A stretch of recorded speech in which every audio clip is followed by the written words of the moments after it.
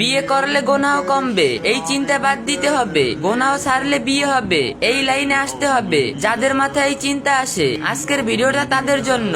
অনেকেই বলে বিয়ে করলে গোনাহ কমে, তারপর বিয়ে করব, কিন্তু বাস্তবতা হলো গোনাহ থেকে নিজেকে না সরালে বিয়ে সহজ হয় না। যে ব্যক্তি আজ নিজের নফসকে নিয়ন্ত্রণ করতে পারে না, সে আগামীকাল সংসারের দায়িত্ব ঠিকভাবে পালন করতে পারবে না। বিয়ে কোনো জাদুর কাঠি নয় যে সব সমস্যা এক মুহূর্তে দূর হয়ে যাবে, বরং গোনাহ ত্যাগ করা, আল্লাহর অনুতজ্ঞ দোয়া, ধৈর্য, তাকওয়া মানুষের জন্য হালাল পথকে সহজ করে দেয়। যখন একজন বান্দা আল্লাহর জন্য আরাম ছেড়ে নিজেকে দূরে রাখে, তখন আল্লাহ তার জন্য এমন দরজা খুলে দেন যা সে কল্পনাও করেনি। তাই চিন্তা হোক, বিয়ে করলে গোনাহ ছাড়বো নয়, বরং গোনাহ ছাড়লে আল্লাহ বিয়ের ব্যবস্থা করে দিবেন।